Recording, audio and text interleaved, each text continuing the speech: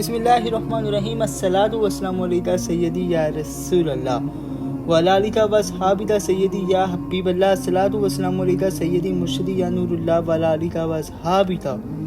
سیدی مرشدی یا رحمت للعالمین۔ بسم اللہ الرحمن الرحیم۔ مولا کائنات شیر خدا اسد اللہ حضرت علی المرتضیٰ رضی اللہ عنہ مولا اپنے خود میں فرماتے ہیں، تمام حمد و صلاح کے لیے ہے جس کی معرفت کی حقیقت ظاہر کرنے سے وہ صاف عاجز ہیں، اور اس کی عظمت و بلندی نے عقلوں کو روک دیا ہے جس سے وہ اس کی سرحد فرمانروائی تک پہنچنے کا کوئی راستہ نہیں پاتی۔ وہ اللہ اقتدار کا مالک ہے اور سراپا حق اور حد کا ظاہر کرنے والا ہے۔ وہ ان چیزوں سے بھی زیادہ اپنے مقام پر ثابت و آشکار ہے کہ جنہیں آنکھیں دیکھتی ہیں، عقلیں اس کی حد بندی کرتے تک نہیں پہنچ سکتی کہ وہ دوسروں سے مشابہ ہو جائے، اور نہ ہم اس کا اندازہ لگا سکتے ہیں تو وہ کسی چیز کے مانند ہو جائے۔ اس نے بغیر کسی نمونہ اور مثال کے، اور بغیر کسی مشیر کار کے مشورے کیے، اور بغیر کسی معاون کی امداد کے مخلوقات کو پیدا کیا۔ اس کے حکم سے مخلوق اپنے کمال کو پہنچ گئی اور اس کی اطاعت کے لیے جھک گئی، اور بلا توقف لبیک کہی، اور بغیر کسی نزاع و مزاحمت کے اس کی مطاع ہو گئی۔ اس کی صنعت کی لطافتوں اور خلقت کی عجیب و غریب کارفرمائیوں میں کیا گیا گہری حکمتیں ہیں جو اس نے ہمیں چمگادڑوں کے اندر دکھائی ہیں کہ جن کی آنکھوں تو دن کا اجالا سکیر دیتے ہیں، حالانکہ وہ تمام آنکھوں میں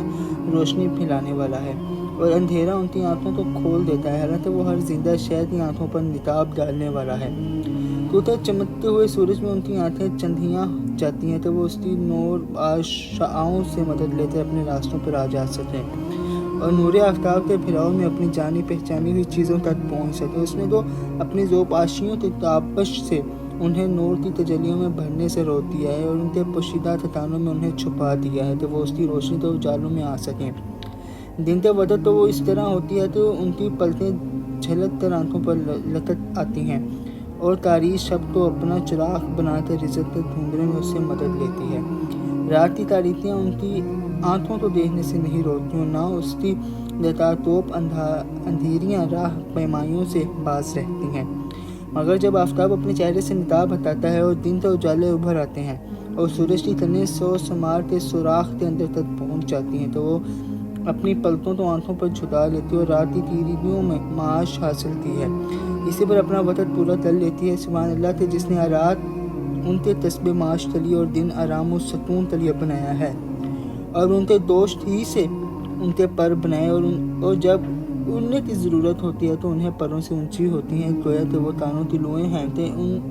نہ ان میں پر و بال ہے اور نہ تریاں، مگر تم ان کی رگوں کی جگہ تو دیکھو گے کہ اس کے نشان ظاہر ہیں، اور اس میں دو پرے سے لگے ہوئے ہیں کہ جو نہ اتنے باریک ہیں کہ پھٹ جائیں، اور نہ اتنے موٹے ہیں کہ بھوجل جائیں کہ اڑا نہ جا سکے۔ وہ اڑتی ہیں تو بچے ان سے چمکتے رہتے ہیں، جب وہ نیچے کی طرف جھکتی ہیں تو بچے بھی جھک پڑتے ہیں، اور جب وہ اونچی ہوتی ہیں تو بچے بھی اونچے ہو جاتے ہیں، اور اس وقت تک الگ نہیں ہوتے جب تک ان کے اعضاء میں مضبوطی نہ آ جائے، اور بلند ہونے کے لیے ان کے پر ان کا بوجھ اٹھانے کے قابل نہ ہو جائیں۔ وہ اپنی زندگی کی راہوں اور اپنی مصلحتوں کو پہچانتے ہیں۔ پاک ہے وہ خدا کہ جس نے بغیر کسی نمونے کے تھے جو اس سے پہلے کسی نے بنایا ہو، ان تمام چیزوں کو پیدا کرنے والا ہے۔ میری دل سے دعا اللہ اپنے پیارے رسول کے سلطے ہم پر اپنا فضل اور اپنا کرم فرمائے۔ تاجدار ختم نبوت زندہ باد، پاکستان پائندہ باد۔ اللہ حافظ۔